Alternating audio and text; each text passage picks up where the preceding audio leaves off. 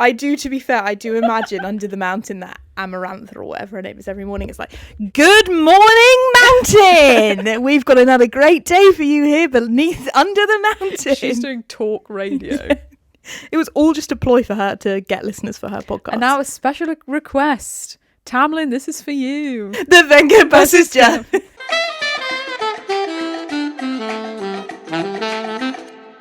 Hi, welcome back to the Horny Book Club. Hello. I'm Ellen. And I'm Alice. And this week is ACOTAR, baby. It's ACOTAR. We're talking about A Court of Thorns and Roses by Sarah J. Maas. I'm scared, worried, nervous, anxious, Yeah. terrified, I would say. Honestly, I feel like this is probably, I hope, fingers crossed, going to be one of our like best ever episodes.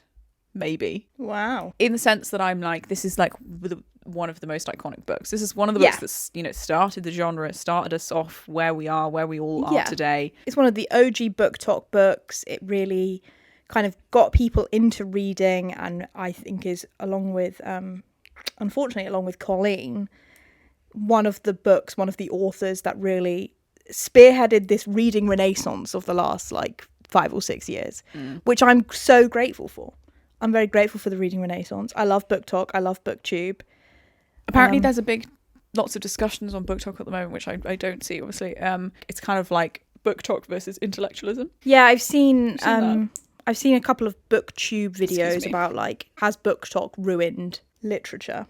And I'm just like, the answer is no, it's fucking because not. all the literature still exists. It's just like a different thing. Literature still exists, and there are so many people who are reading classics, who are reading really, really good literary fiction or really, really good fantasy books, really good, you know, really acclaimed books that they never ever would have read if they hadn't have gotten into book talk and gotten into the easy, more palatable, if popular books, I would say. Yeah, or I'm like, there's just people who are just reading those anyway, and then there are other people who read book talk books, and it all just sort of coexists, in my opinion. Now, the only exception I have to that is Colleen Hoover. My stance now is like, read whatever you want, just don't read Colleen Hoover. Yeah. That's how I feel about just day to day. Like, I'm just like, do whatever you want, as long as you're having fun, as long as you're enjoying yourself. Over this last weekend, I had quite a lot of conversations about like books and reading, about how if you're like a person who's our age, which is like almost 30. So old. Really old, almost 30. And I'm 28. I'm late to mid to late 20s. Late to mid. Late 20s. Yeah, I'm not nearly 30. I won't have that slash on my neck. Fair enough, yeah. But you like were reading a lot when you were like 13, 14, 15, which is basically not quite before YouTube. Well, not really before YouTube, but before a lot of booktube, and definitely before TikTok, and definitely before book talk. It was very easy to like be a massive snob and be like I said in whatever episode, my birthday episode, like when I was 15, I was reading 1984 and being like, no one has ever read this before in the way that I am reading this. No one understands this. But I'm like, to think that now, 15 years later, and be like, oh, all these people reading these like fun, nice, like wholesome, like enjoyable books, dickheads. Like, I'm like, what? Like, just, don't you want everyone to like join in on your hobby with you? Yeah. And like be able to talk to you about books and like just have a nice time? And I'm like, yeah, okay, if you only read Kafka, probably you don't have that much to talk about someone who has just read Icebreaker. Yeah. But you know, it's all actually ultimately the same thing. Yeah. And anyway, it doesn't want to be. It's fucking stupid. I think it's so annoying and so rude and so like belittling, because I think even if you only read one genre, if you read 100 books of a romance genre, you are going to learn loads about what you like in the romance genre, different techniques that are used, different literary techniques, different, you know, tropes, all of that stuff that you will 100% be able to have a conversation about literature, especially romance, because you learn one thing from every single book you read. I don't care if it's the shittest book on the planet. Yeah. Like, you learn one thing from every single book that you read. Yeah. And it's also like you're allowed to read books for different reasons. Like, you're allowed to read books for sheer enjoyment. You're allowed to read 100% non-fiction books about snails if that's what you want to do. If that's what you want. That's what you want. Fucking do it. I don't care. But like, don't then be like, well, I'm better than you because I only read books about snails. And I'm like, cool, well, I'm going to read my fairy porn. For me, it's the historical thing of being like, people who are readers are more intelligent than people who aren't readers. And I'm like, that like sort of lives in my opinion, like an old-fashioned thing of being like, basically people who were, you know, lower class or whatever couldn't read, and therefore if you just like Feyre, and therefore if you were like rich and you could read and you were middle or upper class, then it's like, well, therefore I'm better than you. Whereas I'm like, these days I don't think that like books are this like exclusive club anymore. So I'm like, it's like one of the biggest businesses in the world. I'm like, do people hate that it's not this exclusive thing anymore? Yeah, massively. And I'm like, well, that's pathetic. Being like, if you read all these books, you're not as intelligent as I am. It's just a bit like all these romance books, you're not as intelligent as I am. But like, but it's that thing, isn't it, of there's more than one way to be intelligent. Yeah, and there's also more than one reason to read. Yeah. Like, I'm like, if it's just your hobby and you're just like having a fun time, Yeah. and then someone's like, you're thinking shit because you're reading like what, Taming Six, or like, I'm like, don't disrespect Chloe Walsh. Not in this exactly, house. not Chloe Walsh. You know, it's just all for different reasons, isn't it? And that's how it goes. And then sometimes you read ACOTAR and you find it really boring. And that's how we're back in. We're linked back in now. Spoiler alert, we are going to be obviously discussing A Court of Thorns and Roses in great detail, but I believe that there will be some, not any big plot spoilers for the rest of the series, but potentially some like overall vibe spoilers, potentially. Oh, interesting. Yeah, and I don't want too many no. because I'm like... No. What I'm going to say is, don't worry. No. Basically, Ellen's only read ACOTAR. Yeah. Have you read any of The Court of Mist and Fury yet? No. Ellen's only... I'm reading my Hermione fanfic. I'm busy. Of course. It's 1,000 pages. It's 1,000 pages. Ellen's only read ACOTAR. I have read all 5. And Not for ages, though. Like, you finished the 5th one. in about 3 years ago. Yeah. Over 3 years ago, yeah. Crazy. But I remember them all in great detail, don't worry. I remember. But I assume there will be one spoiler that will be mentioned. Oh. And if... Oh my God, what are you going to say? If you've read the series, if you've read past book 2, you know what spoiler I'm referencing. And if you don't know what spoiler I'm currently the spoiler, guys, come on, you know. And if you don't know what spoiler I'm referencing and you don't want to know, then fuck off, read the books, and then come back. Okay, seriously, I think this is if you want to get the most out of this book, you have to go in 100% completely spoiler free. 100%. Only listen if you've read it or if you don't care about things being spoiled for you. Like this book in particular, obviously. Oh, also you can follow us on Instagram. Oh, yeah. Follow us on Instagram at the H Book Club. Follow us on TikTok at HBC Podcast. Subscribe to our YouTube channel at HBC Podcast. Turn on the notification bell to be notified when we post. You can email us, hornybookclub@gmail.com. Any thoughts, any feelings, any life wants and wishes, I'm here for them. And we have a Ko-fi if you want to give us money. Woohoo! Woohoo! Yeah, so before we do the plot rundown, I just want to talk about our reading experiences of this. So I'm like, you read this a long time ago. I only read this last month. Yeah. Specifically for this purpose, specifically for the podcast. You said you wouldn't read it if it wasn't for the podcast. Yeah, and to be honest, I don't know. Right, so to recap my memory for the podcast, I watched the recap video by Carrie Can Read on YouTube. My new love, obsessed with her. And at the end of that, I was like, maybe I'm going to read book 2. Just for banter. Because actually the stuff with Rhysand, I was like, crazy. And I do think it's like a fun dynamic. However, when I was reading it, so obviously like, I know about ACOTAR, I knew some things about it. Not really that much plot, but like some stuff about it. And I know, obviously you know how popular it is and whatever. I was so fucking bored. I was absolutely it was Skim City. I was just skimming. There is so much fucking shit in this book where you're just like, what are we on about? She's painting, she's been kidnapped, she's not been kidnapped. He's just inexplicably in love with her from the beginning. Like, No, but he's not. but no, he's not. But like, it feels like he is, and it's confusing. And you have no idea of basically anyone's motivations. It's Sarah. Jim Maas does this thing where she's like, surprise, shoddy. This is the plot twist the whole time. And you're just like, this was not signposted at all. You just made this the fuck up because you got here and you were like, how can I justify everybody's actions? Oh, I can't. Wait, hold on. It's a curse. Get a clue, Claire. Get a clue, Claire. Better. It's a curse. It's a curse. So that is my reading experience of it. So basically, although I claim to be, well, do I? I claim to be a big like romance girly. I only just read ACOTAR basically the other day. Whereas you read it... My experience of reading it... Ages ago. And I'm going to try and frame my opinion today my discourse, if you will. It was very civilized. If you will. This discourse, this debate we're going to go into. From my memories of reading it for the first time. The From the initial vibe, the way I felt about it, which is that the very first time I read it. Was it lockdown? Yeah, it was 2021. So we were back in lockdown. Oh, right. So it wasn't 2020. No, it was 2021. Is it 2020 or 2021? Oh my God, is this your fucking... This is my 2021 reading journal, guys, from the archive. Exclusive? Oh, it's cute. Oh, it's really cute. The very first time I read this, and I disagree with this, by the way, I rated it 5 stars. I changed that within like a week. I remember being like, that wasn't a 5 stars. Because a classic, Yeah. I loved the ending. I was like, 5 stars. That's your thing. Shall I read you my review from when I first read it? Wait, show them what you've done first. So cute. Lovely. If you're listening on the audio, you can see Alice's journal on the YouTube. HBC podcast. Thank you. What a truly unexpected delight. I didn't think I'd enjoy this half as much as I did.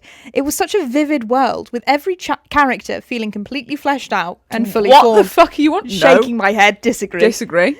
I'm a complete convert to this series. Agree. I can't wait to learn more about this world and the characters. Agree. I agree with that. Okay. I'm obsessed, in capital letters, with Lucian. 100% agree. Okay.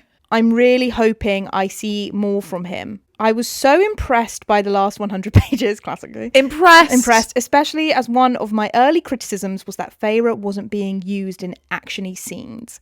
It was amazingly gripping. I really, really liked Tamlin as a character, and I know it's not going to be plain sailing from here on out, and I'm scared. I think you're such a different person to the person who wrote that. I'm 100% such a different person to the person that wrote that. This was me about 8 months into reading again properly. When was this? What month of 2021 was it? Do you know? Yeah, it was February. So to be fair, I'm like, we're peak lockdown. I just read Beach Read, but I'd not read my classics. I'd not even read Pachinko yet. And that's how you know Pachinko and My Dark Vanessa was still to come, and that's how not even read Pachinko. I've not. That is just like basically I'd not read. Where it all really began. I'd not read Pachinko. I'd not read My Dark Vanessa. I'd not read The House in Cerulean Sea. So this is like really early on in my journey, but like I stand by that I had a really good time reading it. Now let me tell you, my friends, like earlier this year or late last year, I was like, I'm going to annotate a copy of this to give to my friend Izzy. Izzy, long-time friend of the podcast. Great to have you here with us, Izzy. In memory. No, not in memory. In memory. In spirit. In spirit. That's what I meant to say, sorry. And I couldn't get past the first 50 pages because I was so desperately bored. Yeah. I was so bored, and like to the point that I was writing notes like, Izzy, I swear it gets better. But I couldn't get past 50 pages. But it doesn't. So I just gave it to her with the first 50 pages annotated. Such a funny thing to do, by the way. You were just like, I fucking gave up. I gave up and I gave it to her, and she was crying. But so I'll get Izzy to send me a picture of that, and I'll put it on the Instagram, maybe. That's fine. But I found the first 50 pages so boring. This is what I was rereading it. But like I think if you try to read this whole thing now, knowing what you know about all the many books that you've, like the fucking 300 books that you've read since you've read this, I think you'd be like, what is going on? I don't think it's a great book. This book, I don't think it's a great book, but I also think why I was bored in it is because if you know of what happens in the rest of the series, you're kind of like, bore me later. What are you... Well, I'm like, I thought you knew, but now I'm like, do you know of what happens in the next book? Of like where she ends up? Well, I'm like, my assumption, right, here come the presumable spoilers. Yeah. My assumption is that she doesn't end up with Tamlin. Yeah. Yeah. And I'm like, fair enough, because he's fucking boring. Yeah, it's a wet wipe. So she ends up with... I couldn't possibly tell you. Yeah, well, I'm wondering if it is Rhysand, but isn't it Rhysand and fucking Nesta? I couldn't possibly say. Who's the fifth one about? I'm not saying anything. It's Nesta. More. I know it's Nesta. I'm not saying anything more. And somebody else. I'm not saying anything more. Anyway. So I am going to have to read the second one. Also because my other complaint, no sex scenes, one sex scene, one really shit, boring fade to black sex scene. Like, I'm just like, what are we... But listen, this is what I'm saying is that this book in isolation is not... 400 pages? This book in isolation is not where I'm never going to fully reread this book. I'm very excited to reread the second one. And I love the third one, A Court of Wings and Ruin, is like I loved that book so much. And is that That's Feyre, the third one. is that Feyre in that That's one? Feyre, yeah. And Mystery Man. And Mystery Man. Basically, I'm like, I can't comment on the rest of the series. I'm not sure what's going to happen. I probably will eventually read them. It might not be this year, because I am like, I need to experience a bit more smut, because... Well, the smut picks up. So far, all I've had is basically just like, these riddles 3. And she's like, I'm illiterate. I can't read. I can possibly do a riddle. God, can I have some extra time? They're like, you've got to do these riddles, but you can go in a separate room to everyone else, and we will have someone who will do the typing for you. Yeah, and you do get a rest break, and, you know, you do get 25% extra time. 25%? And that's what Lucian is. That's not that much when you're dyslexic. I didn't realise it was 25% extra time. Yeah. I thought it was just like however much longer you need. No. Do you need extra time? What are you talking about? Yeah, for all my exams I'm doing. I'm there when I do my GCSEs. I'm doing my GCSEs. I'm doing 6 hours to do. You get 1 hour. No, you get 25% extra time, and that's why I can make those jokes, is because I had extra time and the laptop. And I'm dating someone who had extra time, and the rest break. And I'm best friends with someone and who the had banana. extra time. So the banana. Yeah, got to have a banana in my exams. That's not a dyslexia thing. No, it's a rest break thing. Oh right. Yeah, I was like, they're not like, you're dyslexic, you must have this. You must have some potassium. My gosh, yeah. Famously, dyslexia is potassium deficiency. Shit, if only they knew. If only they knew.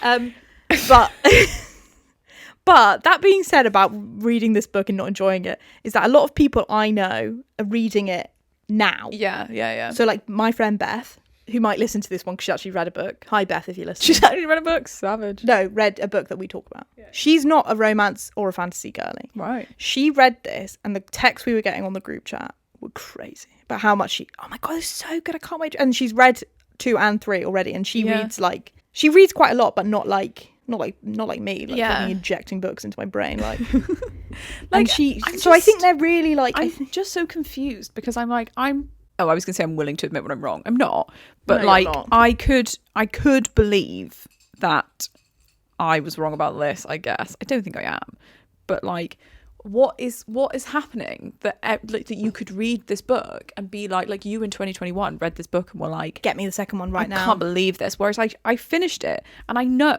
like, you have told me, other people have told me, like, the second one's way better, like way more like smart happens, way more like blah blah all this shit. And I was just like, and I had it, and I was like, I don't want to. I can't do it. I'm not interested. I'm so like perplexed by your.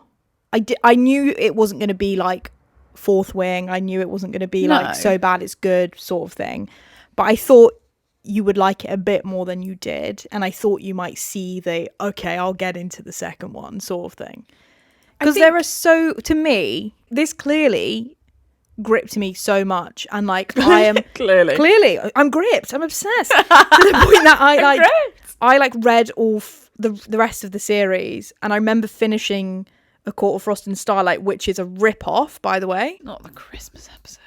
I know, but it was. I remember reading it and being like, God, I've been mugged off here. I've been mugged off? Been mugged off. This could have been the last chapter. That's $8.99. Or the first chapter of the next one. Yeah, bonus content in the hardback of the third one. Yeah, exactly. Yeah. But I remember being like, okay, A Court of Silver Flames is coming out soon. Well, get it on pre-order. I was saying, and I read it in 24 hours. Yeah, I was saying to someone the other day that you like. I remember you reading. I remember you being like, I've read 800 pages in like 12 hours, and I literally like it's all smart. It's just all smart, and I'm just like going crazy. And I remember being like, wow, this is amazing. I loved it. Yeah. I loved A Court of Silver Flames. Let's have a brief rundown. Oh, let's try. Our story begins. Our story begins in the mortal realms of Prythian. And Prythian is just the UK. The map of Prythian is just the UK. And then there's a bit of France. Bit of France, and Ireland is also there. We're in Cornwall, if you will. We're at the south of the UK. Yeah, Cornwall, or like Bournemouth. Yeah, or like Brighton. Feyre is a human girl, and she is looking after her family who are living in poverty. And she's having to do the most, isn't she? Poor girl. Yeah, we first meet her and she's like out in the woods, and she's like, I'm starving and it's freezing cold. And I was like, it's the Hunger Games. Yeah. And we've got no bread. Literally, I was like, this is the Hunger Games. And she's like, I've got to hunt because I've got to protect my useless family. And I was like, it's the Hunger Games. And so she's like fucking just thinking about how her sister's a bitch, and her other sister's not a bitch, but she's like slow and stupid. She's the youngest of 3 sisters. That's what it is. She has to look after her useless family because I think you're right. I think her dad's legs are broken. I think her dad's legs were broken by someone. Yeah, they used to be rich. Something happened that we can't remember. It's either to do with the fairies or it's not. It's to do with gangs. I think it's to do with merchants. I'm sure it's to do with merchants. And then basically, yeah, her dad's legs got broken. He couldn't work anymore. They lost all their money. And then it's like, There. but her two sisters and her dad are so used to being rich and privileged Yeah. that they're like, we just sit in the house because that's what we used to do Yeah. because everyone did stuff for us and the money just came in and that was that. And Yeah. Feyre's like, I'm the only one around here who knows how to do Yeah. bloody anything. And I Yeah. go out with my Yeah. sword and my bow and I'm like, Yeah. pew, pew, pew. Yeah, and Feyre's mum died when she was 8, and she made Feyre a promise to look after her family, which is Yeah. a crazy thing to make Feyre's your mum, old do. stupid bitch, I Yeah. would argue. Yeah, I would argue. I would agree. In that world, even though they're in the human bit, Something about promises. you have to keep your promises because I kept being like, because throughout the whole book, Faye was like, My family. I have to keep my promise to my stupid sisters and my stupid dad. And I was just like, why? And then yeah, she's apparently like, She's 'cause got to. you can't break a promise. I made a promise to my mum and I can't break it. And I was just like, but she's dead anyway. Anyway, so Feyre is out in the woods one day. Hunting is about. Hunting about, trying to find something. And she sees a deer and she's like, sick, I'm going to kill that deer. And then she sees a massive, massive wolf. She thinks, I think this wolf might be a fairy. Does she? Yeah, because she's like, that kind of seems like it could be a fairy because it's like basically it's a wolf but it's the size of a horse. Yeah. And she's like, I better kill it because if not he'll kill me and then my whole family will die and then I'll have broken my promise to my mum, even though I was like, arguably it wouldn't matter because you are dead. Anyway, so she kills the big wolf. She also kills the deer. Yeah.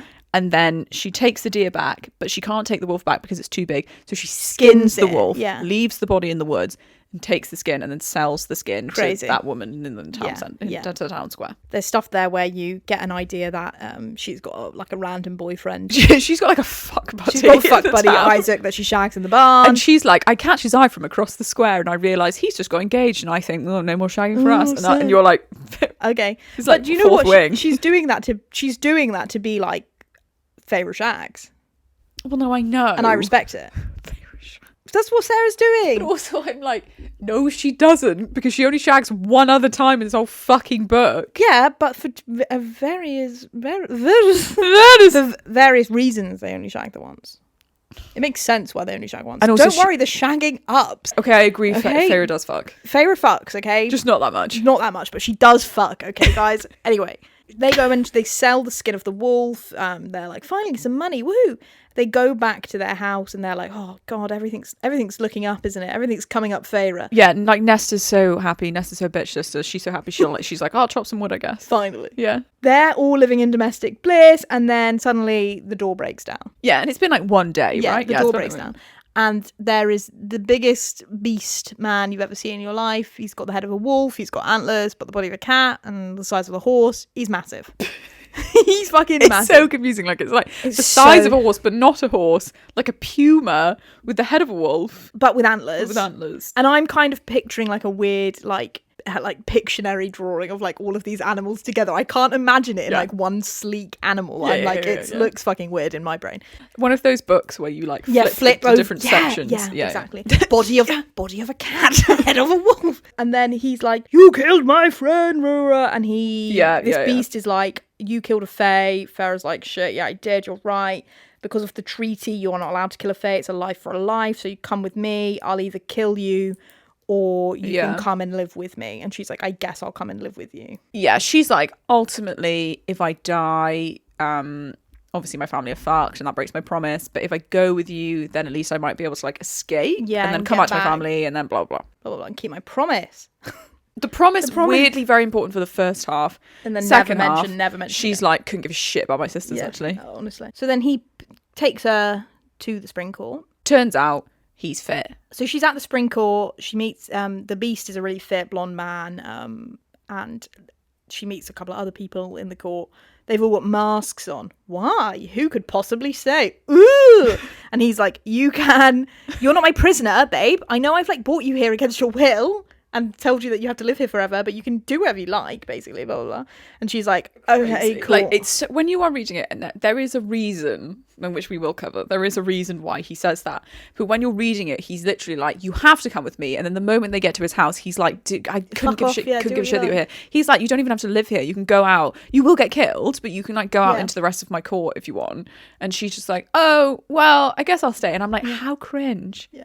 Like, how sort of, if he was like, you'd have to say, I'd be like, I've got to go. I've got to go. Because I'm like icking myself. But then you myself would be out. like, I might get killed out there, so I do understand. And also, he's fit. Maybe he's playing hard to get, and she's like, oh, okay, maybe he doesn't want me. Maybe I should stay and see if he'll fuck. Anyway. Yeah, so he's basically gaslighting her until she's staying. Yeah, 100%. And then time goes on. She's chilling out at this court for a while. Some stuff happens. It's basically 100 pages of like him trying to fuck, her trying to fuck, them not fucking. Stuff happens. Some rites of passage happen. Blah blah blah. Anyway, but it's for really like so long they're just.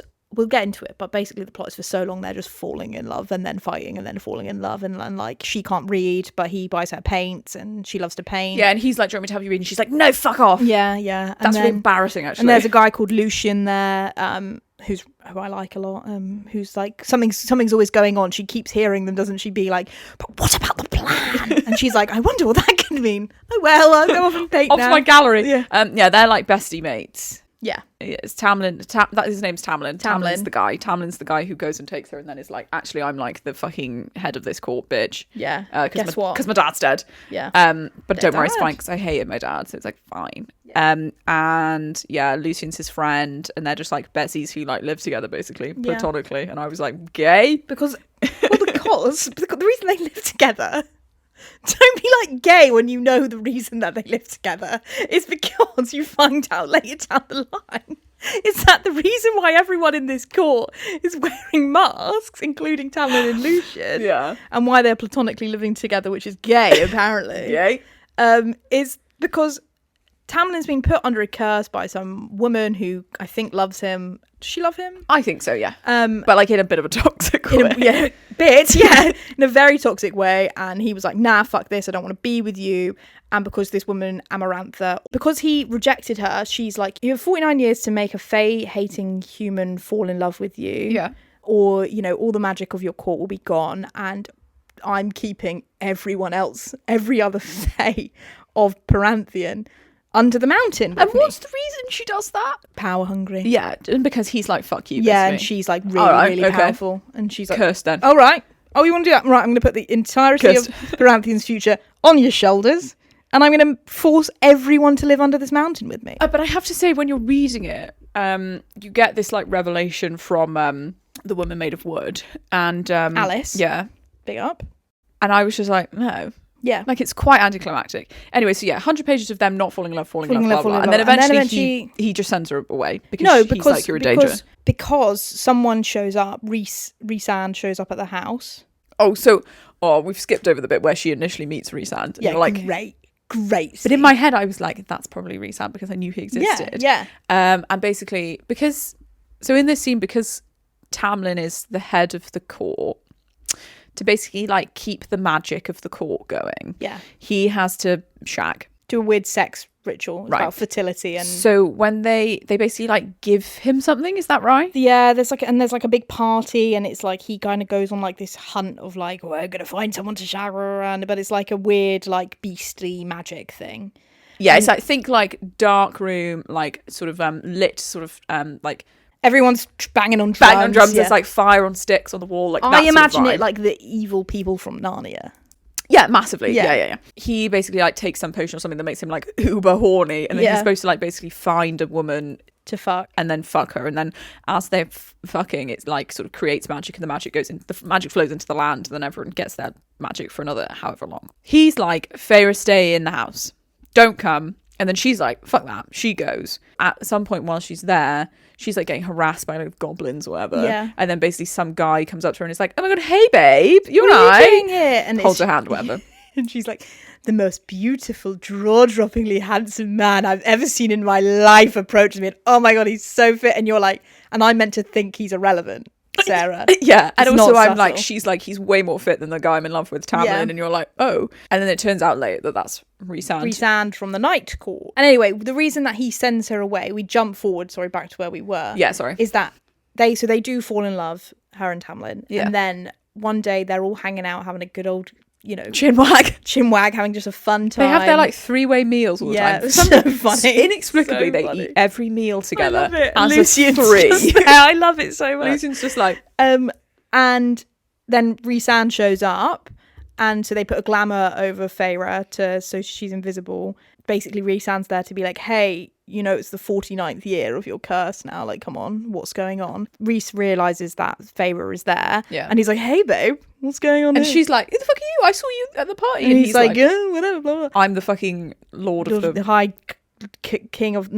Lord of the Night Court. Tamlin is like, please don't tell Amarantha that she's here. Please, please, please don't tell Amarantha that she's here. And I was like, ick, Tamlin, get off the floor. But okay, so why? Because I'm like... Because Amarantha doesn't want the curse to be broken. Yeah. So if Amarantha knows that Feyre is there, she'll know that the curse is close to being broken, probably. Well, she doesn't want that, so she'll kill whoever. Right, okay. So she, because Amarantha's a bit of a... not very moral, obviously. No, weirdly. So she's like, yeah, break this curse doing this. Haha, I won't let you. I'll just kill everyone you try to fall in love with. Exactly. Yeah, okay, cool. So I got you. He's like, please tell Amarantha. And he sounds like, what's your name, girl? And she's like, Claire Bader. And he's like, ooh, okay, bye, off I go. And then Tamlin's like, you've got to go. You must go. Sends her away. She gets home. Guess what? Claire Bader, the name she's given, her whole family's dead. Dead. Claire Bader's her old neighbour. Yeah. So to say. Peak times for Claire Bader. Meanwhile, back at the ranch, her family, Feyre's family, Tamlin's like, yeah, don't, babe, listen. I know you made the promise to your mum. Don't worry. Everyone's fine. I'm looking after them. I've glamoured them so they think you're staying with your rich aunt that you don't have. And they're back to being rich and they're back in this house. And they're having a grand old time. And she goes home and Nesta's basically like, surprise, the glamour didn't work on me. Nesta's like, what the fuck is going on? What's going on? I tried to follow you and it didn't work. And I couldn't go over the wall and all this shit happened. Love that Nesta followed her. And basically then Feyre just, oh God, so fucking boring. Feyre lives really there in the house with them for a bit. And then she finds out Claire Bader's dead and she's like, fuck, this isn't good. I've got to go back. Yeah. So then she gets back to Spring Court. No worries in doing that. Really easily. Really easy. Just like, I'm going to go back to... And I decided I'm going back to the Spring Court. Next page. When I arrived at the Spring Court... It's basically like she goes up to the wall and she's like... Yeah. Found it. Yeah. Walks through this like porthole and she's just like... Yeah. She gets there and Alice, her maid, is like, oh, guess what? Everyone's under the mountain. Everyone's gone. Why are you here? So then she goes under the mountain. And Alice is like, you fucking stupid bitch. Yeah. All you had to do was tell him that you loved him. Yeah. And this all would have been over. And she's like, but I didn't want to because I didn't want him to... I didn't want to give him any... I wanted him to forget me. Yeah, I didn't want to put a burden on him. And Alice is like, I hate you so much. Literally. Alice she's like, I've got 2 sons. Yeah. I'm never going to see them again because guess what? They're under a mountain. So then Feyre goes under the mountain. Where's Alice going? Why isn't Alice under the mountain? Couldn't possibly tell you. No idea. That is a Did very she hide? that's such a confusing bit where she goes to Tamlin's house and everyone and there's Apart from Alice. apparently 1,000 people living in Tamlin's house. And I'm like, isn't it lucky that the only person that's there is the 4th person that Feyre knew? Not a random maid, you know, of these 1,000 people living there, whatever. It's her personal maid, Alice, who she's built a rapport with. Yeah. And then Alice is suddenly just like, fuck you. Fuck you. I Anyway. hate you. So Feyre's like, I've got to go. I'm going to save the world. Goes under the mountain. Yeah. Amarantha's like, who's this? This is Claire Bader.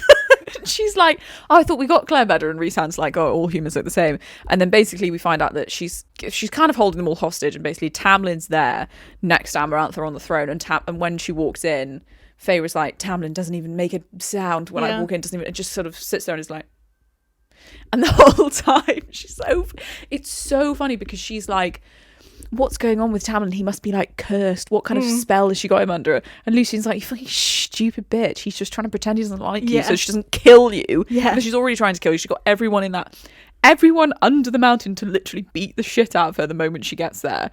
There's like millions of fairies. Every single one of them's having a hit on her.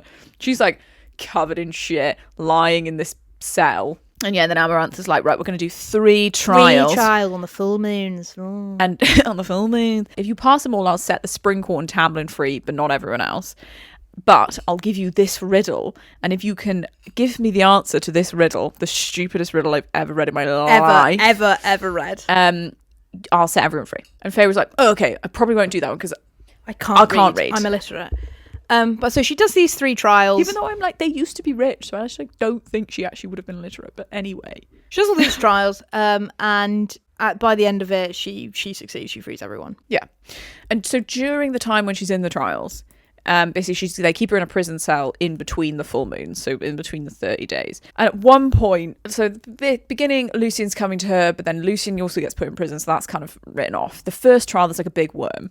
She succeeds in that, but then after that, she's basically like every bone in her body's broken. She's covered in like shit and mud. Yeah, and she's lying there in this cell, and then basically Rhysand comes to her, and he's like, "Listen, bitch, I will help you because I want to get out of here. Because we're all kind of done with being here now, really, and it does. We've been here for 49 years, and every morning this bitch is like, "Good morning, the Venga Martin!" versus guy. He's like, I can't listen to the Venga Boys anymore. I'm really just done with being here, actually.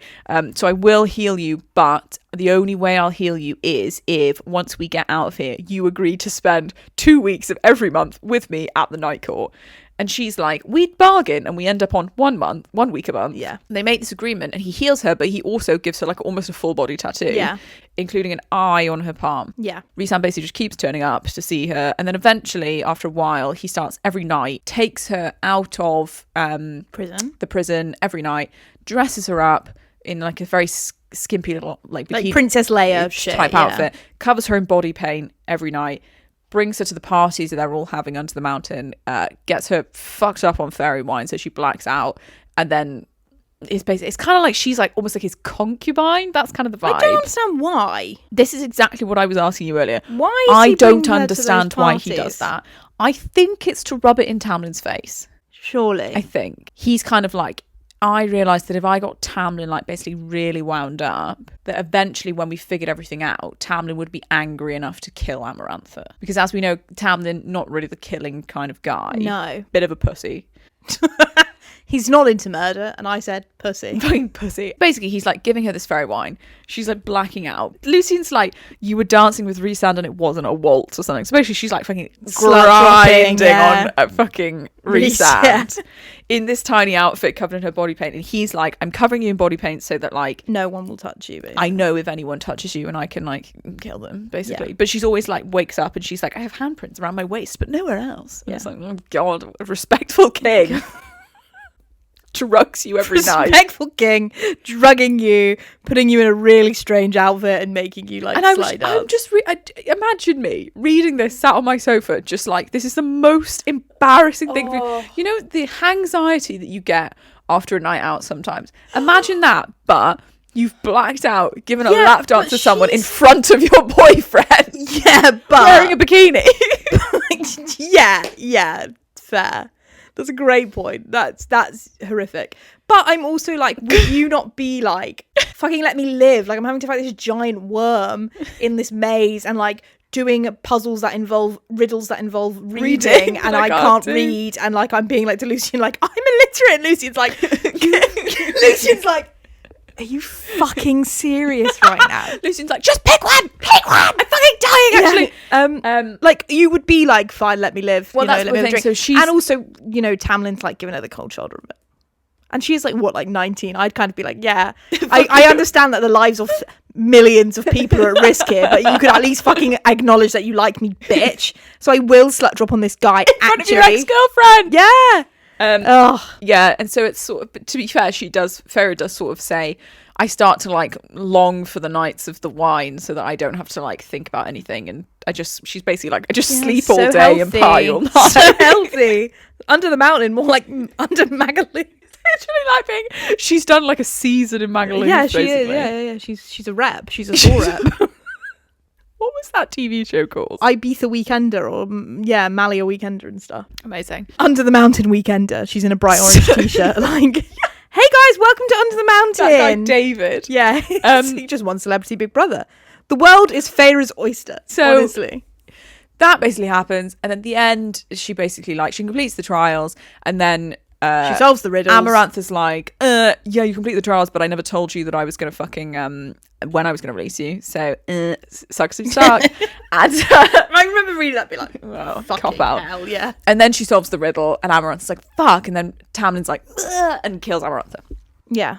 And then Feyre's nearly dying. So they turn her into a fairy. Yeah, all the high lords of the court basically take a little power and sprinkle it onto her. Everyone's sprinkling glitter on basically like her dead body. Yeah, so she becomes a fae.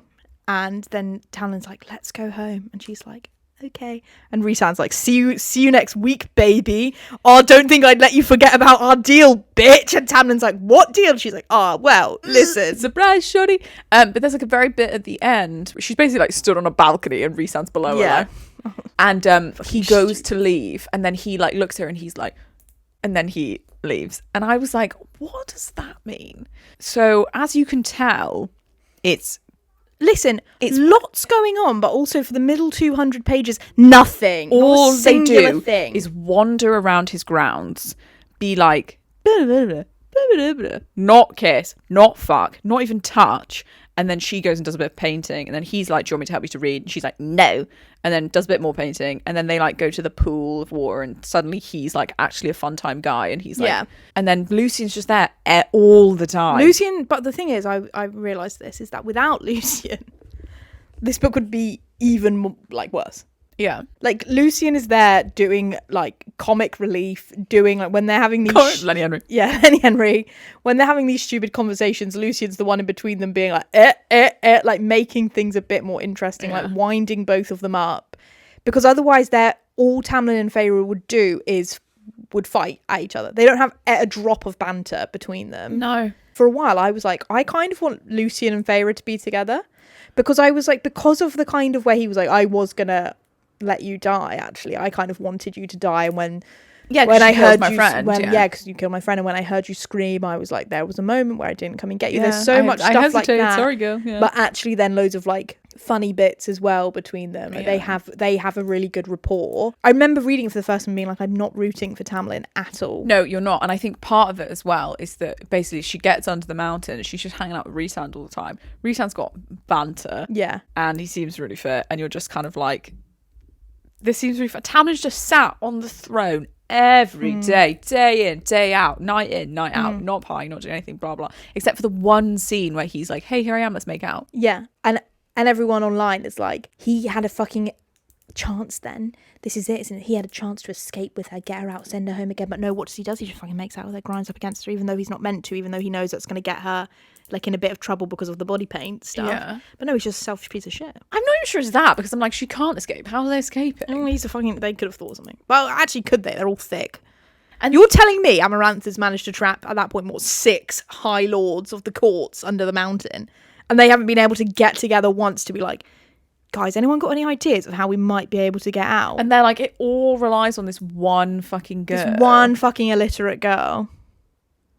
This human girl, where famously, I always kind of, in these sorts of books, it always kind of pisses me off when it's like, when it's a human girl in like, specifically. Yeah. You can't be like the whole time of being like, you're going to get ripped to shreds if you step outside. Here are all of these beasts that are going to kill you if they get a chance. Yeah. All the Fae are going to try and eat you. All of, blah, blah, blah. All of this stuff is going to happen to you. But also you're going to save the world. But also you're the only one who can do anything about this situation. It just doesn't... It doesn't make any sense. This isn't a Sarah J. Maas problem either. This is in like so many books. This is the classic thing of like, you think like, as if at one point not one Death Eater or Voldemort could have killed Harry Potter, the baby. Do you know what I mean? Fourth wing, like as we said in the Fourth Wing episode. She's dead. She's fucking dead the first day. Yeah, it's every fantasy book with this sort of trope of the the girl, the chosen one. But I'm like, you can't ham it up so hard, because it is the stuff, isn't it, of Sarah J. Maas doesn't shy away as well from like throwing in like people doing quite gruesome things, people doing like everyone doing something that's questionable at one point. There's no one, you don't get there anything. Everything about the Fae was a rumour. No, they're all fucking grim. They're all doing gross stuff, blah, blah, blah, blah, blah. But then like, that somehow makes it worse then. That Feyre is still untouchable and Feyre is still like the one who can't. And I understand it as a plot point, but it doesn't mean it's not annoying. No, I agree with you. And also it's just like, this book is like, it's quite violent. Yeah. And especially when she's under the mountain, she almost dies like 1,000,000 times. And you are just a bit like, she would be dead. Because it's not like, in I guess in Fourth Wing, you at least have that thing where it's like, she has been training, she has been getting stronger, she has been doing her knife stuff, she's doing her poison, like all this shit. Feyre has not been doing anything. Feyre's been sat around painting for months. Painting and pining. And then when she goes home, she gardens. It's not like she goes home and is suddenly like, wow, I've got to get my agility, I've got to train in case anything happens back there. She's like, no, I'll garden with Elaine. And so it's, because it's like she was probably fairly fit before she went to Fae, because she's been hunting all the time and chopping firewood and doing whatever. And then she goes there and he's basically just like, here's all this really nice food. Like he says at one point, like she's basically like, sort of plumped out or whatever. She looks way nicer and whatever. And that's totally fine, obviously. But Yeah, because she was fucking gaunt Yeah, before. but then it's not like she's like, and I also run on my magical treadmill every day. Like, Yeah. she does nothing. She just sits around. That's such a good point. Like, at least Violet is training, and she gets better, and she, you see her Finds her develop her workarounds and skills. stuff. Yeah, finds her workarounds. Feyre's just like scrappy. All of Feyre's skills, all of Feyre's successes in this book are literally just based on her being a bit like reckless. Yeah. Incredibly reckless and scrappy.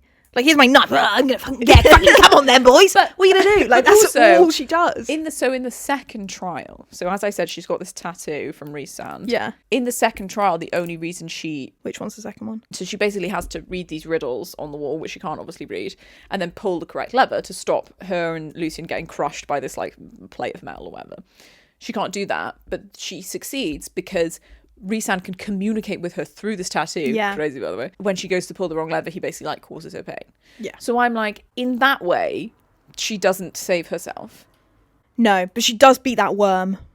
She does beat the worm. And the worm, for those of you who've not read the book or don't know what I'm Wyrm. talking about, Google worm spelled WYRM because it is actually quite scary. Big old boy. It's not like the big worm from James and the Giant Peach, which is terrifying to me. I'm really scared of that worm. But Are you? yeah, from the the animatronic Yeah, massively. puppet worm I get thing, that, yeah, it I kind get of really that. freaks me out a bit. Anything, And when I was anything reading big, it, anything yeah, that's anything small but big, yeah. Classic. My fear of capybaras. Yeah, well, that's what I was thinking.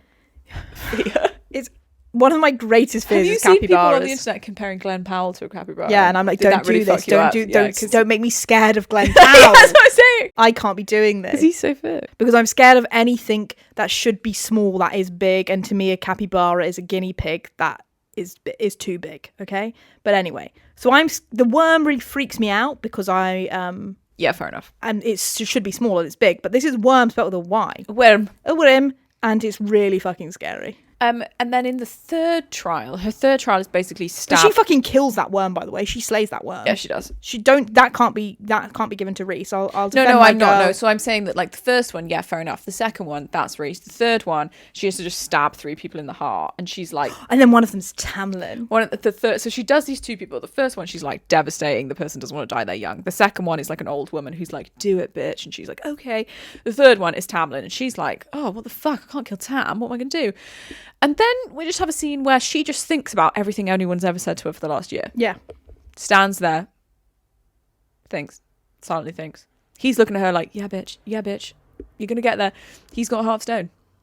Is that to do with the curse? Surely. And then basically she's like, "It's fine, I can stab him in the heart." She specifically has to stab them in the heart. So she stabs him in the heart, but it's fine because it's stone. He doesn't die. I don't understand it. No, I remember reading that for the first time and being like the Heart of What? Stone thing and being like, I'm not picking up what you're putting down. Like, I didn't At like all. There were so many things where I was like, oh okay. I get Sarah, come on, like, you're being quite obvious. But with the Heart of Stone thing, I remember being like, what? When did we know that? We didn't know that, did we? Am I meant to have known this? So Okay. basically, she's like, to do everything with this curse and whatever. No one was allowed to tell her anything. Obviously, you're like, why wasn't Tamlin like, just say you love me and then the curse will be over? Part of the curse is that they're not allowed to talk about it. He's got a heart stone, so she stabs him, and then Amaranth is like, oh, well, you did it, but like, you didn't, and then Tamlin kills her. Isn't that when she gives the answer to the love riddle as well? Yeah, after that, she gives the answer to the love riddle. The answer is love. And I'm like, yeah. And I think that the reason she figures out that the answer is love is because she looks at Tamlin and she's like, being in love with him has been great, but it also has hurt me so much. What is the Oh riddle? my god, the riddle. What is the riddle? There are those who seek me a lifetime, but never we meet, and those I kiss, but who trample me beneath ungrateful feet. At times I seem to favour the clever and fair, but I bless all those who are brave enough to dare. By large, my ministrations are soft-handed and sweet, but scorned I become a difficult beast to defeat. For though each of my strikes lands a powerful blow, when I kill, I do it slow. To be fair, The answer's love. the answer's love. But to be fair to her, if someone said that to me, I would be like, Well, I'd be like, there's too many words. Like, there's a thing online. Can you people write it being down? Like, people being like, yeah, it's fucking love. But there's a difference between having someone say that at you. Like, I couldn't tell you any of the words I just said out loud apart from ministrations.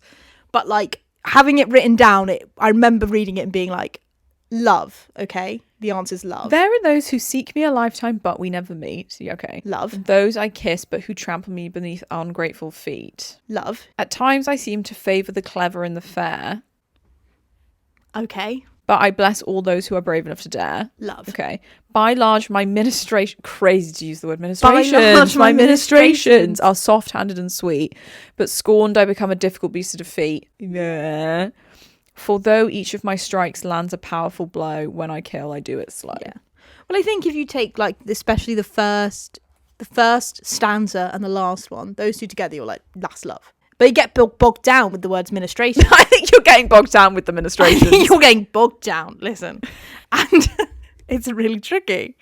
So I do appreciate that there is a huge difference between reading a riddle like that and hearing it said out loud to you whilst you're covered in dirt, you've just killed a worm, and stuff's kicking off. She couldn't be like, babe, write it down for me, I'll take it to my cell. Because she can't read. She can't read. She can't read. So, although, on the subject of her not reading, the thing I found confusing is, so she's trying to teach, when she's living in Tamlin's house and everything's fairly just like normal and regular, she's trying to teach herself to read. Yeah. So she starts reading through books, and every time she doesn't understand a word, she writes it out. But you can copy it. So because she's like copying the shapes. Copying the shapes, right. And then basically, which I completely forgot, He writes the poems. he writes her dirty poems using the words that she didn't know. This man. Let's talk about what we think about Tamlin, basically. I never liked him. Do you remember telling me that you thought I would be a Tamlin girl? No. You did, and I was thinking about it the other day when I was thinking about That my must have been a thoughts. prank. Well, I was like really That's a sick joke. offended by you being like... I'm really sorry. Yeah. That was rude of me. Yeah. Can I take it back? Right? Yeah. I was like, That must have been a joke. I hope so, because It I was was a literally sick like... joke on my part. Basically, he's got no banter. He's got no banter. He's got no riz. He's got no banter, he's got no riz, he's got really nothing going on, except, and I've wrote this note and then you were like, that's crazy. I thought you'd fucking hate this. I cannot believe this. Let's get to that chapter. You dirty whore.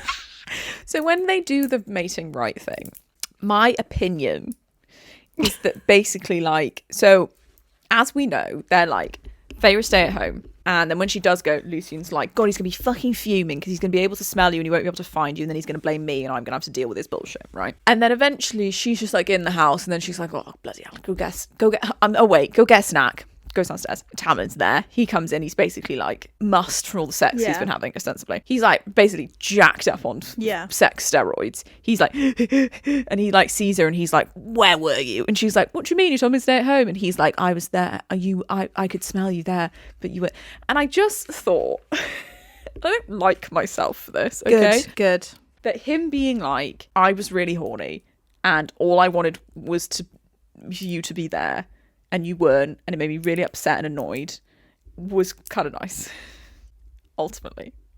Interesting. You don't agree with that? No, I remember being like, ick. Because this all happens in such a, like, again, I'm like, I don't really understand the pacing of this book just from like re-flicking through it, because the pacing is crazy. Because again, we've got hundreds and hundreds of pages of nothing happening. And then within pages, we've got her meeting Rhysand for the first time, who we don't know is Rhys at this point. So on that same night, as we know, you know, someone's these goblin men are like, yeah, come with us, young lady, grabbing her and stuff. Me, she's trying to run away from them.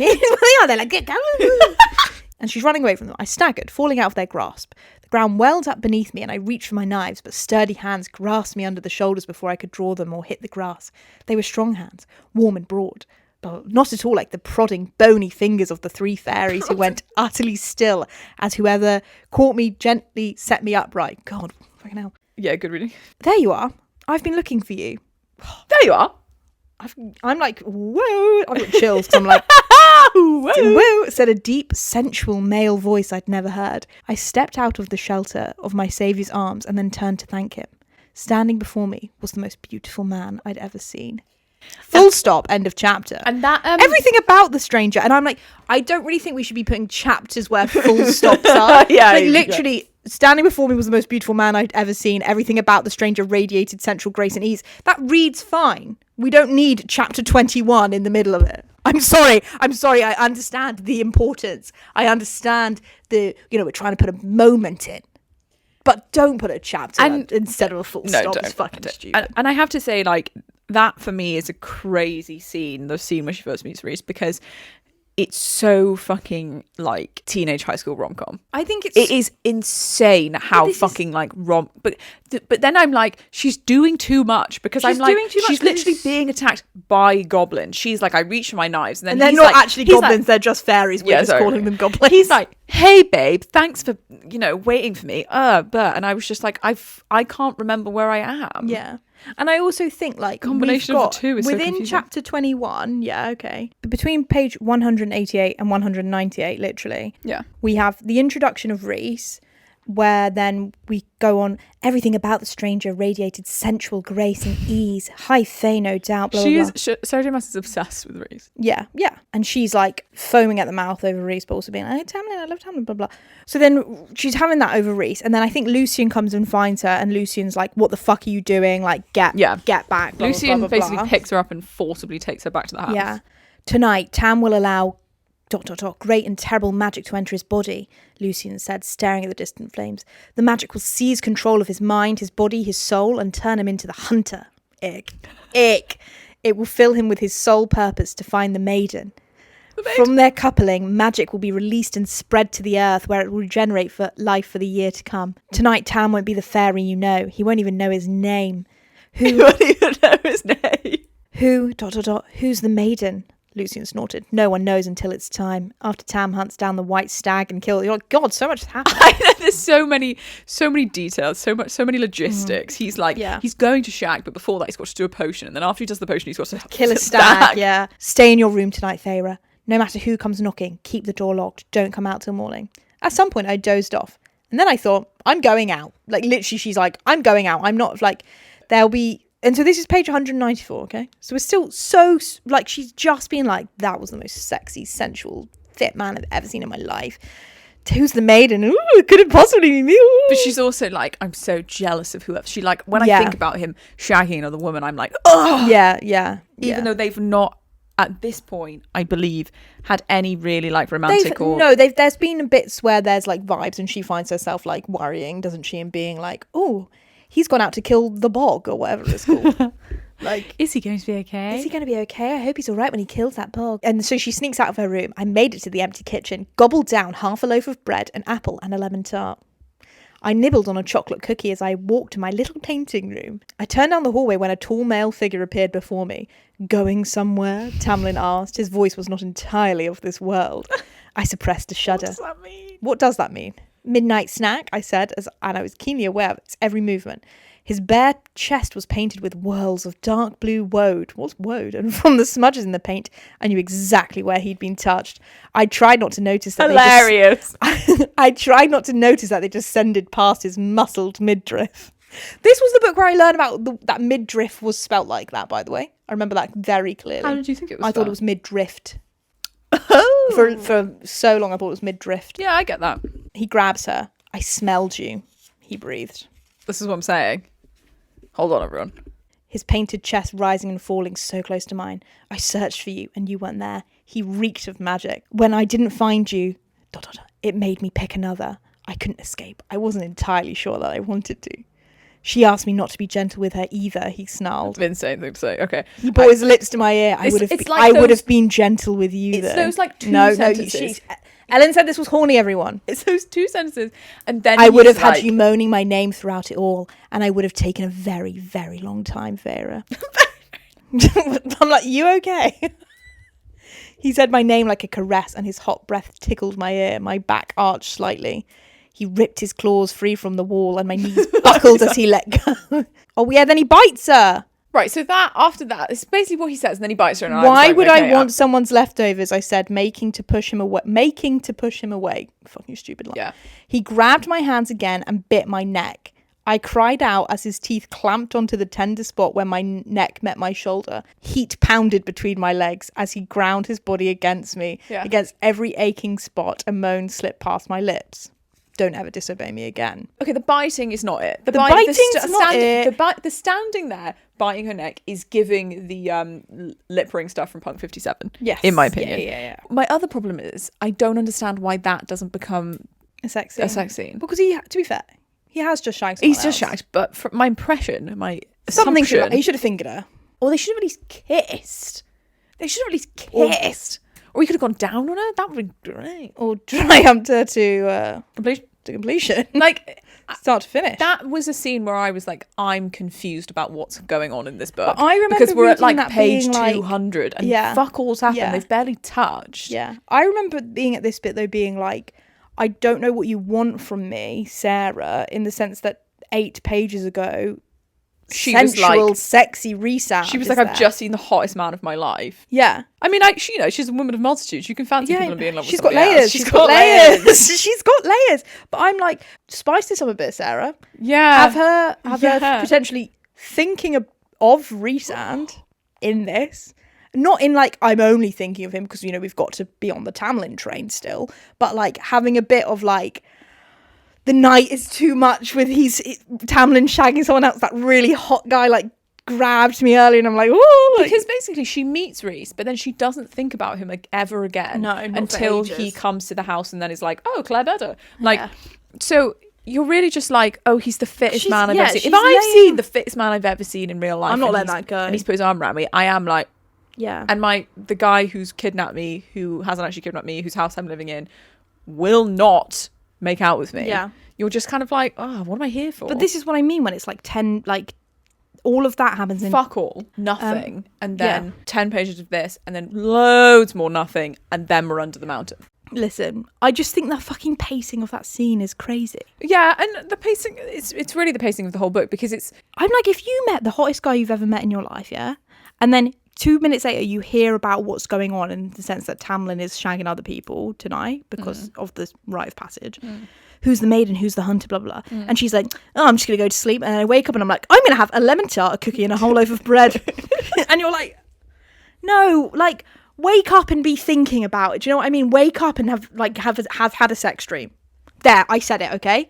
I said it. No, I agree. Wake up, have had a sex dream where it started off that you were the maid and I've just had the best. Sarah, if you're ever doing rewrites, okay, come to me because I've had a great idea. Come to me. Fall asleep, have a sex dream, yeah?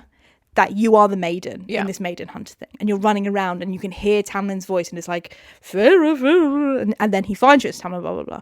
And then something happens, you get spun around in the dream and then it's Rhys. And then Rhysand's the hunter instead. And then you wake up. And you're like, and then who? Tamlin's there and Tamlin's banging down the door. Because he's like, I fucking smell you. Yeah, and then she like opens the door and then he's like, what have you been doing in here? Because you like smell horny. You smell horny, and then she's like, oh, I just nothing. And then he's like, were you thinking about me? And she's kind of like, kinda. And you're like, yeah. And then he dry humps her to completion. And then he dries her to completion. Dries her to completion. Why do I have to have? You can't. You've got horny with the introduction of Rhys, yeah. You've got horny with Rhys, and then you've got the description of this very horny rite of passage, yeah, where she's like, oh, why has he got to shag other people? Don't then break the horny spell by her eating an entire loaf of bread and a lemon tart and chocolate cookies. Do you know what I mean? I'm like, let's keep the horny vibes going. Keep the horny vibes Sarah. going. Because then that keeps the horny vibes going the next morning when she's like, yeah, look at my bite. And Tamlin's like, well, maybe if you stayed in your fucking room. I'm like, that keeps the horny train going. Never disobey me. Rather than him eating a fucking steak and her being like, fairy pig. You're like, you pig. You fucking pig. Someone a pig is crazy. But that's what this whole book is like. This whole book is, I would argue, just really not horny. It's like the start of vibes and then she kills them instantly. She kills them instantly. You can't take anything seriously. There's always something stupid or silly happening. Yeah. Like she's like, they're under the mountain. She's like, hey guys, another day under the mountain. She's like, basically on death's door. But then she's always just like thinking something stupid. Yeah, I'm like, I don't think the balance was quite right in terms of like silly, goofy, like fucking pig, like, and Violet's like, fuck my life all the time, blah, blah, blah. Like with those vibes, you're like, at least they're at like college. So you've kind of got like the college setting of Fourth Wing where like they can be annoying and say these like fucking like, oh my god, fucking pig, fuck my life. Well, and Fourth Wing, the backdrop is serious, but also for a lot of it, they're all like, who's shagging who? We're all 19, like blah, blah, blah. Whereas this is just like her and two guys in this fucking house all the time. Yeah. Yeah. She's like, I've made a promise to my dead mum. Yeah. And then she's like, fucking pig. And you're like, pig. What? Yeah. And then she's like, when she is under the mountain and stuff stuff is happening with Rhys when he's like putting her in the dress and stuff. And like, there's like slightly horny vibes of, like, there's only handprints on my waist. Oh my gosh, Rhysand's been touching me, blah, blah, blah. But in a, but I don't remember nice, any of it. Consensual way. But at the same time, you're like, He's been drugging you. He's been drugging you, and like you're blacking out every night, and like your arms are broken, and like the whole thing. Amarantha is like all the like is like assaulting Rhys and Tamlin. You have to assume, and like you know, like and like the whole thing of like her being dressed up by Rhys and servants every night is so like absurd. Of them being like, here you are, mom, bikini back on. Like, you're just like, here you are, mom, I've got a thong bikini for you tonight. Like, you're just like the whole imagery of her being fully body painted, blacked out, is just like so bizarre and just so like confusing and such a strange vibe compared to them being like, you've got to do these trials, it's all really serious, and then Rhys is like, let's party, bitch. Like, you're just like, because I'm like, because you haven't got like, in a lot of what we're seeing kind of these days in fantasy books, is there's either like a college training element to it, which kind of gives the university college feel, or you've got like there's an entertainment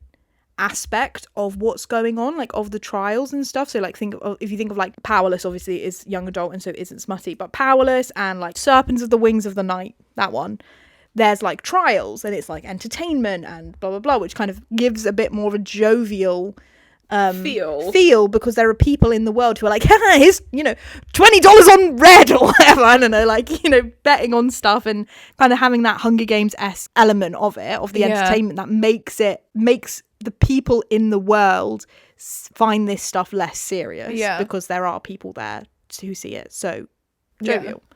Whereas in this, no one's having a good time under the mat. No. I'm like, we're at the party doing a radio show. Yeah. Everyone's being forced to listen to a radio show every morning and then go to these parties where actually like no one there. I know there's still like a hierarchy. Like I know that it's not like we get under the mountain and suddenly we're all prisoners and we're all poor. Like there's still very much high lords and whatever, and there's still that kind of thing, but like all of the high lords are like, this is fucking depressing, isn't it? All of the high lords are like, God, I can't believe we're still here. It's been a long old time, isn't it? Yeah, I know I'm immortal, but 50 years is a long time. Rhysand's being like abused and assaulted by Amarantha. Like we assume Tamlin might also be, we're not sure. We assume Tamlin is when he gets there. Like the vibes aren't fun and light. So I'm like, what? Like Rhysand being like, I'm gonna put you in this body paint and dress you in a weird bikini thing is like, there's no lightness to it. I'm like, you're a desperate man searching for reprieve, searching for relief in any way you can. And I don't actually understand the body paint thing anyway, because I'm like, you would know if anyone just touched her because you're fucking with her. You can't, like, is he leaving her? This is the thing that I don't really understand. You don't get any detail because it's all from Farrah's point of view and she's blacked out for the whole fucking book. And she doesn't understand anyway. She's so like, okay, whatever. She's like, I can't do anything unless I've got my knives hanging around. I'm just trying to learn to read. She's like, all I wanted to do was learn to read, and now I'm underneath the mountain, dressed up as Princess Leia. She's not having a good time. This is what I mean, where it's like, I don't think the lightness and the jovial situations, quote unquote jovial situations she's trying to put in work, because the vibe is actually quite sad. Yeah, because everyone is trapped. So everyone just feels so weird. Like we're in a dictatorship, and I'm like, I can't really hate the people at the party who are like being mean to her, because I'm like, because you're trapped under a mountain. They're all trapped. Farrah is trapped, but they're all also trapped. Everyone is trapped, and like they're being more mean to Farrah, but everyone else is a prisoner of Amaranthia. Yeah. Also, she's a human. Yeah. They're not humans. Like, I guarantee there's people up in the stands when watching her fight the world, which would be like, yeah, fuck this human, like who has got to be outside in the last 50 years. Yeah. Fucking have her. Go on. Yeah, this is the first thing. 10 quid on the worm. This is the first thing that's happened down here in the last 50 years. All that's been happening otherwise is weird parties where the Venga Boys are playing every night.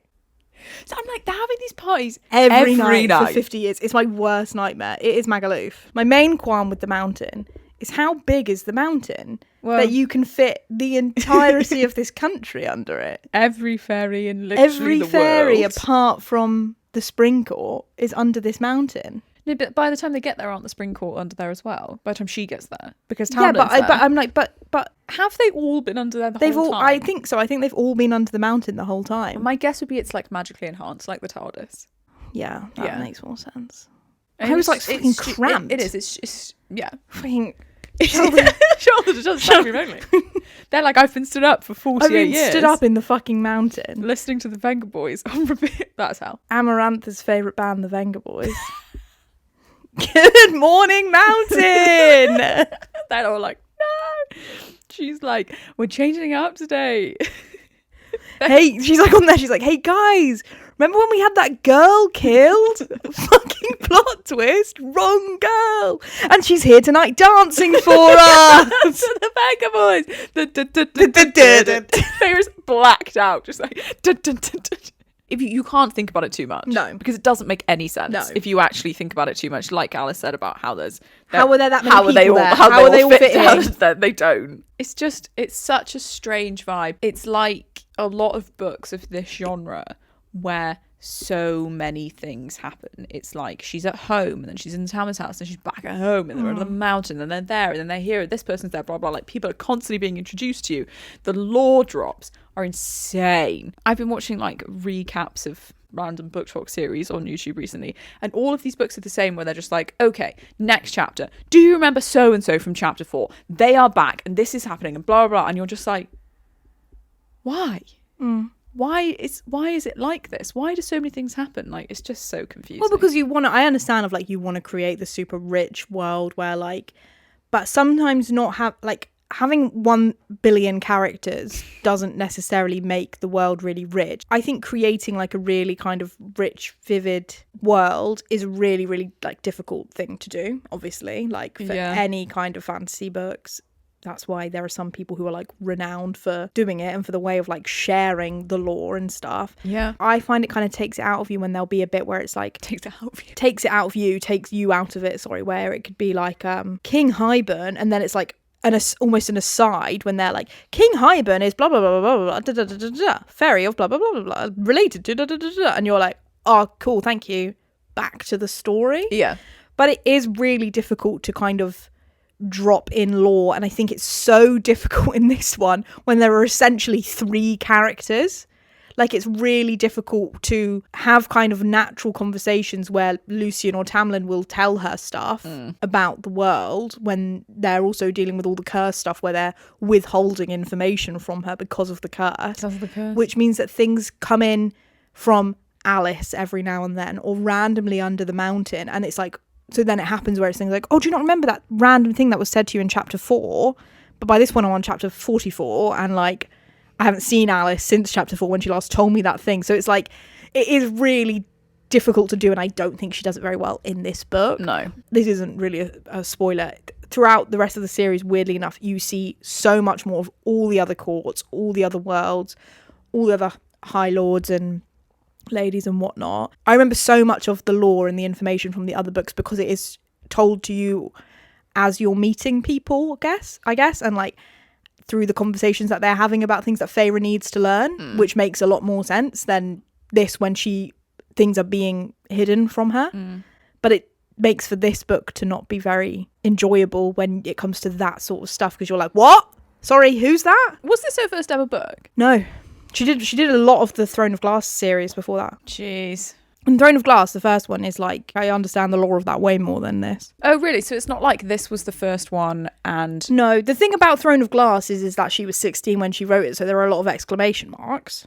I've heard that. I have heard that. Pretty solid kind of world building, actually. When you read the rest, it will be very obvious that, like, I think that she started somewhere. Yeah. And went, oh, I kind of want to do a Beauty and the Beast retelling. How do I get from there backwards to a Beauty and the Beast retelling? Which? This is a Beauty and the Beast retelling. Oh, right. Because fucking Lucian is clearly Lumiere, the candlestick. I'm like, if Feyre is Belle... Help. Yeah, if Feyre is Belle... Yeah. And Tamlin is the Beast... Yeah. Then Lucian is the candlestick. And Alice is the teapot. Yeah. Alice is the teapot. And the curse, instead of them being furniture, they've all got to wear masks. And the masks are to do with the curse. Masks are to do with the curse. So that's, I think, isn't it something to do with that Tamlin can't use his beauty necessarily to... Wasn't it also they were at a party where they were all wearing masks when she did the curse? Ick. I think. Don't go to a masquerade ball. Have you considered? Have you considered coming up with a more original theme, Amarantha? This is a really unpopular opinion that I think, and I'm saying this as someone who genuinely has very much enjoyed the ACOTAR series, and I'm like, bitch, when's the next one? Can we stop? Do we even know? Yeah, she's definitely doing a next one. She posted something last year. She's writing it in the cabins in the woods or something. But I'm like, can we fucking hurry up? Now that you've done 3 Crescent City books, can we fucking take a pause, go back? I need to know what's going on in the ACOTAR world. But so yeah, I'm a big fan of the ACOTAR world. A Court of Silver Flames is undoubtedly just one of my favourite books. I'm sorry. I won't like guilty pleasure books, not like No, I know. not like if I had to do a top 10 list of my top 10 books ever. Well, I'm like tomorrow, Betty, Pachinko, A Court of Silver Flames. It's not that. I've heard but- people on the internet say they think it's too much smart. Yeah, because basically you've got no smart in this one. Yeah. Maybe one scene that is just they just make love. I think they have sex twice in this that you know They about. have sex just the night before she goes, That's the first time. and then isn't it one right at the end as well? Yeah, I think so. Yeah, but it's fade to black, I think. And I was literally like, Guys, come on. So very, very little smart, very little plot. What's the point? And then it's kind of like book 2 and book 3. Book 3, hardly any smart. All politics. what? Some smart. That's and when how- it's that's- no, but that's- when sorry. it's smart, That it's is outrageous. smart. When it's smart in the next ones, it's smart. Like it's actual smart. But there's Number not 3, loads. barely any smart, mostly politics, and it's like 700 That- pages. Listen, what I remember from it is that it's not loads I of won't smart. survive it. You will. It's iconic. I don't think it You will. Listen. Well, I won't. I'm not going to make you commit to book 3. I'm going to make you commit to book 2. We'll just have to see how I feel after book 2. Yeah, yeah. But I fucking love the Court of Wings and Ruin. Oh, God. A lot of people love Court of Wings and Ruin. But anyway, and then A Court of Frost and Starlight, pointless. A Court of Silver Flames is just like there is some plot, but it's So, we're in the but- down period. But I'm of- like, but why? I don't know. I think she must have like realised that she enjoyed writing smart in books 2 and 3 and a bit in 4 and being like, and it kind of fits the plot more. Okay. The first 3 can be read as a trilogy, Right. basically, and they are about Feyre and people that get met later on. People get met later on. Get met. Kind of dealing with the consequences of Amarantha's actions and saving the world, if you will. You know, the chosen one bullshit that they've got to do. You know, Yeah. they've got to make some changes Yeah. to how the world is being run or whatever. And so then that is kind of done by 3 or 4. So then by book 5, it's not like instantly like, shit. Shit, we actually didn't do a good job. Because then you would have the protagonists of book 5 undermining what's been done so far. That's not the case. So it's just more them like living their lives, more kind of backstory, a bit more lore, a bit more understanding of minor characters and coming across their own struggles, which are high up in terms of the world, but not like the world is ending, if you will. Yeah. Does that make sense? Yes. So she had room for shagging. I see. I'm so terrified now that you've said basically no smart and all politics. No. Yeah, but it's not. It's, listen, okay, I cannot express to you how different the vibes are.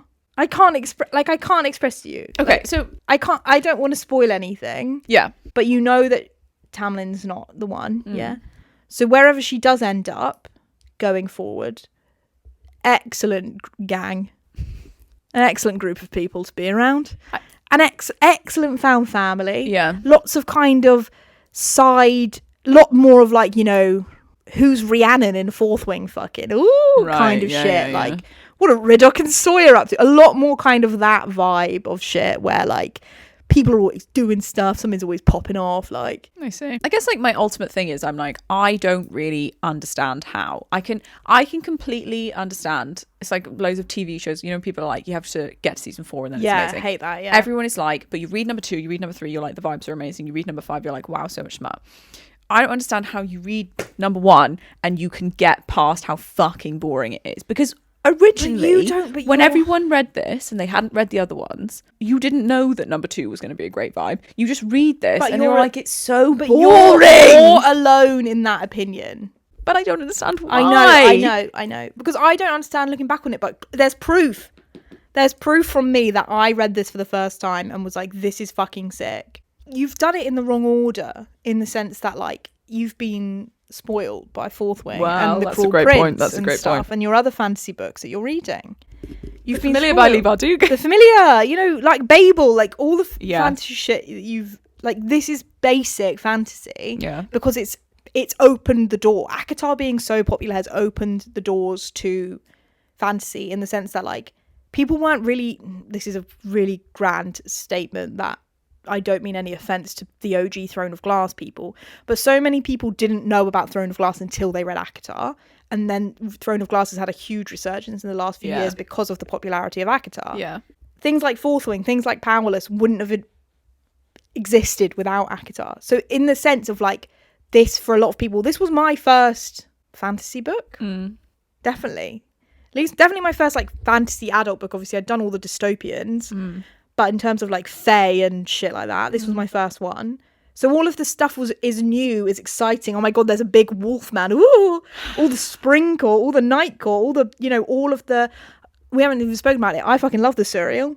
Slay. Oh, yeah, that's a good point. It's Gossip like, King, the I guess Surreal. it's like when I read 2001: A Space Odyssey, and I was like, "Oh, this is so hack," and then I was like, "No, this is it. they created all of this stuff. I've just seen it loads of." Yeah, I guess. I watched Alien for the first time last night. Oh my god. Yeah, I enjoyed it. I very much enjoyed it. But again, I kept being like, "Oh, I've seen this before," and I was like, "This is the original. Yeah, though. This is it." Yeah. And this is it. Is that like I think the reason that it's not well written. I think the amount of watery bowels, the amount of like I let go of a breath I didn't know I was holding, like all of that stuff. But again, you see that and you're like, oh my god, fucking unoriginal. No, Sarah J. Maas probably invented letting go of a breath I didn't know I was holding, and we've just seen it 1,000 times since then. I can excuse bad writing when the vibes are excellent. When the vibes are excellent and Fourth Wing. There's stuff going on, and there's fun, and there's friendship, and there's fucking the 3 Fs. That's what I look for in my books: fun, friendship, and fucking. But I'm like, there isn't any of that.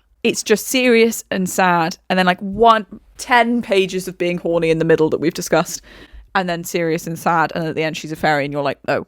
Unfortunately, it does have to be the whole. You just have to get through. You have to read the next one. And you have to try the next one. And what I would say is, in my review in my journal, I did write that I think, obviously I found it very bad, but I think if I read it again in the future, I might be like, haha, yeah, iconic. Yeah. Because there's so many things that happen that the first time you experience them, you're like, oh. But then maybe in hindsight, you're like, yeah. Favorite. Like 100%. There are 100% bits in this that when we've been flipping through it, when I've been like skimming, like recapping and stuff, I've been like I've been for the listener, I did a screaming face. Yeah. Where I've been like, oh my god, like excited. And I guess it is when you know everything to come as well. Yeah. There are some bits in the next ones which are like, Jesus Christ, Sarah, you're crazy. Like the famous line which you will know of, the groans of our making love drowned out the sounds of hundreds and thousands of dying around us, blah blah blah. And you're like, what? You're like, what? But I don't think anyone read that line for the first time and was like, fair. Oh my god, horny. I love coming to the sound of millions of people dying around us. But like, it's iconic and it's a slay and like it's funny. This but, like, is sort of the thing that I also can't deal with, is the just completely unhinged stuff. So like when you read your Binding 13s and the Magnolia Parks and that kind of thing, where you're just like, all these absolutely unhinged things are happening all the time. Yeah. I haven't really read any books like that. That's true. Do you know what I mean? Like I've in terms of romance, I'm reading like the pretty like, you know, good considered good ones, or like the pretty like normal ones. Chestnut Springs, Hannah Grace, Ali Hazelwood, that kind of thing, where it's like it's pretty much just like real life and not crazy things like basically having sex where your dad tries to break down the door and then your dad sets the house on fire. Yeah. Or like, well, listen, you know, I'm in a gang and like, you know, I'm in a blah blah. Don't fucking listen. Like this. No spoilers. I'm not reading books where stuff like that happens. So then when I'm reading this Sarah J. Maas and she's like, and now this is happening, and now this is happening, and now this is happening, and I'm like, what? Like I'm getting fucking whiplash from going between horny to sad to horny to wyrm to horny to like Tamlin's ignoring me to the bikini to the like I'm like the horny to wyrm to bikini to sad to Tamlin's got a heart of stone is timeline. Whiplash City, you know, listen, okay? I'm in Whiplash City and I'm not used to being there in my neck. No, yeah, listen, that's fair enough, because I am used to being in Whiplash City. I'm always You there. are! I'm in Whiplash City a couple of times a year, minimum. And you know? describe you describe what it's like to me in Whiplash City, and I observe from afar and I laugh, but I don't actually experience it firsthand for myself, and I'm fine with it. I really want to clarify that I went into it wanting to enjoy it. Like, and I said to someone the other day, like, I was like, I'm totally fine with I want to be an ACOTAR girly. I want to be in the club. I really do. You guys seem like you're having so much fun. We are. But I got there and I was like, oh, this is boring. And that was just that, and I couldn't recover. And there was, as I said, there was nothing to pull me out of the boredom. No friendship, no fun, no fucking, no 15-year-olds. No, and it's true. Like, when I look back on it, like, I was thinking the other day of like, why don't I like this one as much? Like, when I think back on them, and like I couldn't get through rereading this, genuinely, it's like, why? And it's like, because there's no fun or friendship or fucking. Genuinely, there's like so little fun, because even the things that are meant to be fun and flirty under the mounting are just fucking laced with actual deep sadness, and are like a horrible dictator that's acting like she's like party queen. And when they're trying to like have fun in the grounds of Tamlin's house before they even go into the mountain, you are just kind of like, because they're not really doing anything. They're not really saying anything to each other. And you understand because Tamlin and Lucian are trying to break this curse. But I'm like, but I don't know that. I don't know and that. Therefore, that's not making for a fun reading and experience. I don't know that for like 350 pages. You're just like, the vibe is a bit off. When the three of them are hanging out, you're like, the vibe is a bit off, and I don't know why. Everyone seems pretty like uptight and concerned about something. The standout bits are her and Lucian. Her and the fucking Surreal. You know? And her and Reese. Because what I was going to say earlier, and then I went off on a fucking 20-minute tyrant about fun, friendship, and fucking, is that my controversial opinion on these books... Oh, yeah, my God, yeah. So long ago that we started that, is that I'm not a Feyre girly. I could take or leave Feyre. I like... At the moment, I'm leaving her. She's gone. She's done. People love her in terms of, like, she's one of the best female fantasy protagonists there ever... For what reason? She's like a badass. She does like some pretty cool stuff in the next ones, but like I just don't warm to her. I never warm to her when reading any of them. Like everyone else, if I had to rank all of the characters, 90% of them would come above Feyre in like terms of the whole series. Is she the protagonist of the third one as well? Yeah. God, she's doing a lot. Yeah, she's busy. She's got a lot on. She's got a lot on her plate, bless her. And you know what? She deals with it all quite well, I would say. But, like, I just don't ever really warm to her. So that's why, like, a lot of people are like, oh, I don't read the fifth one. I don't, like, want to read the rest of them, blah, blah, blah, because they're not about Feyre. I'm like, cool. I'm going to be doing it. I'm getting the hardbacks. I need that shit. I understand why people love these books. Because I love the rest of them. I just want to be at page, like, the second one's longer as well. I know. But I'm like, I just want to be at page, like 100 of A Court of Mist and Fury, where I feel like I'm like, Feyre's had some answers, and I'm like, yeah, let's fucking go, bitch! Is that the third one? No, second one. Okay. Because obviously you know where we are. We don't jump straight in from here into full fun, friendship, and fucking straight away. We do have to get there. How long does it take in the second one for her to go to Reese and hang out? Is it quite quick? Yeah, not long if I remember. Something big happens like very early on. Oh, shit. Yeah, which is like a sleigh. That's it.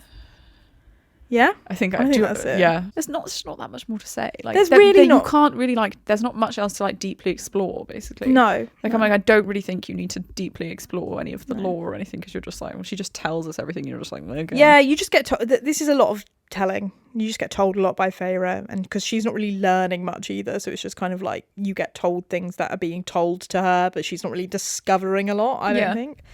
And then it's like, I stand by that. I did really like the trials. I enjoyed reading the trials. Yeah. I love a trial. I do love a trial. You do. Thank you so much for listening. Thanks for listening. Don't forget to follow us on everything: TikTok, Instagram. Send us emails. Send us money if you want. I hope you enjoyed it. Slightly different. I feel like we got into a lot of like convos. Yeah. Not deep. So deep. Deeper combos than normal, where we're just like screaming about genitals. Yeah. Let us know your thoughts. You know, if you really liked ACOTAR, please feel free to explain to me why. Yeah, back me up. Yeah, I'm like fine with being told why. Like, I honestly can't express to you, like, I did wish I didn't find it so boring. I know. And that I'd like gotten like the crack and been like, oh, I'm doing them all in one go, because I just don't think this one was the crack. I think the crack is to come. The crack is to come. But lots of people do find this one to be the crack, and then it's like, I think such a joy of it is that people love this one, and then the second one is so like, oh my god, this is completely like gone a different way, which enhances the crack. But for you, it's almost like, no, I need something different for it to be enjoyable. Whereas a lot of people are kind of like, yeah, I'm ready to carry on with this story, and then thanks so much for listening. Have a great day, whatever you're doing. Have a lovely rest of your day. Yeah. And see you for the next one. Bye. Bye.